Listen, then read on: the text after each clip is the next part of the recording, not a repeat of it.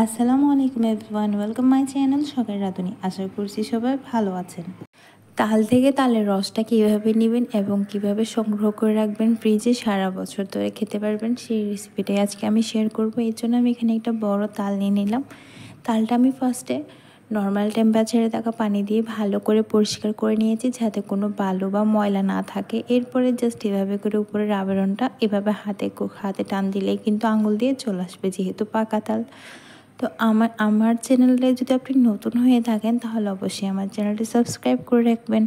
আমার কাছে অনেকগুলো রিকোয়েস্ট এসেছে এই তালের রসটা নেওয়ার জন্য।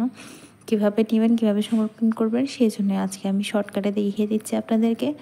আমি এবার তালের উপরের আবরণটা ছোলাটা পরিষ্কার করে নেওয়ার পরে এই তালেরটা 3 বীজের, সো আমি এটাকে আলাদা করে নিলাম মাঝখান দিয়ে। এরপর একটা বাটিতে আমি নিয়ে নিলাম বীজগুলো, নিয়ে আমি এখানে একটু সামান্য লবণ দিয়ে জাস্ট হাত দেওয়া পানি, মানে আধা কাপ পানি দিয়ে এটাকে রেখে দিব। অনেকে বলে যে গ্রেডারে গ্রেড করে নিলে হয়ে যাবে, না আসলে এত তাড়াহুড়া করে করার কোনো মানেই হয় না। এভাবে করে যখন আপনি রেখে দিবেন 10-15 মিনিট, দেখবেন এটার গায়ে থেকে নিচে নিচে কিন্তু রসটা একটু ছেড়ে আসবে। দেখেন এখানে রসটা অনেকটা ছেড়ে এসেছে। আমি আপনাদেরকে বোঝার সুবিধাতে হাতে মেখে রেখে দিয়েছি। ফার্স্টে কিন্তু রসটা উঠে নাই তেমন, দেখুন এখন কি সুন্দর করে উঠে যাচ্ছে। তো এবার আপনার বাসায় যদি ছাঁকনি থাকে কিংবা এরকম স্টিলের স্ট্রেনার থাকে তাহলে তো সুবিধাই হলো। এভাবে করে স্ট্রেনারে নিয়ে নেবেন, নিয়ে নিচে একটা পাত্র দিয়ে দিবেন। পাত্র দিয়ে জাস্ট এবার তালের একটা বীজ নেবেন আর হাতে এভাবে ঘুরিয়ে ঘুরিয়ে রসগুলো বের করে নেবেন। দেখেন কত সুন্দর মতো করে বের হয়ে যাচ্ছে রসগুলো।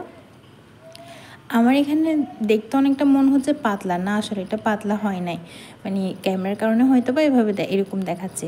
তো এইভাবে করে আমি সবগুলো তালের রস নিয়ে নিয়েছি। দেখেন আপনারা কখন বুঝেন যে সম্পূর্ণ রস নেওয়া হয়ে গেছে, তখন এটা এরকম একদম সাদা টাইপের হয়ে যাবে, ঠিক তখনই আপনারা বুঝবেন যে রসটা নেওয়া হয়ে গেছে। এরপর যে আমি এবার সম্পূর্ণ রসগুলোকে একটু ছেঁকে নেব। একটা স্ট্রেনার নিব অথবা ছাঁকনি নিব, ছাঁকনি বলেন কিংবা বড় ছাঁকনি বলেন অবশ্যই, অথবা যদি এগুলো না থাকে সুতির কাপড়ের মধ্যে হলেও এরকম করে এগুলো সবগুলো রস একটু ছেঁকে নেব। ছেঁকে নেওয়ার পরে কিন্তু আপনারা এভাবে ফ্রোজেন করে ফ্রিজে রেখে দিতে পারেন। একদম যখন মন চায় তখন বের করে এবার বিভিন্ন রকম নাস্তা বানিয়ে খেতে পারেন। আমার চ্যানেলের রেসিপিগুলো কেমন লাগে অবশ্যই কমেন্টস করে জানাবেন। আমার চ্যানেলটি সাবস্ক্রাইব করে না থাকলে অবশ্যই সাবস্ক্রাইব করে দেবেন। বাটিটা দেখে বুঝতে পারতেছেন তালের রসটা কতটা ঘন হয়েছে। তো এক একটা তালের মধ্যে এক এক রকম মেজারমেন্টের রস পাওয়া যায়, কখনো বেশি কখনো কম, আসলে তালের উপর ডিপেন্ড করে। তো রসটা ঘন হওয়ার কারণে নিচ দিয়ে ডিরেক্টলি পড়তেছিল না, তো আমি চামচ দিয়ে একটু নেড়ে চেড়ে তালের রসটা একদম ক্লিন করে নিয়ে নিলাম। এরপর যে আপনার টিফিন ক্যারিয়ারে বা বাটিতে করে ফ্রিজে রেখে দিতে পারেন। অবশ্যই আমার চ্যানেলটি সাবস্ক্রাইব করে রাখবেন এবং পাশে থাকা বেল আইকনে ক্লিক করে দিবেন। আমার চ্যানেলে কিন্তু অলরেডি একটা ভিডিও আপলোড করা আছে তালের, দেখে আসবেন। আসসালামু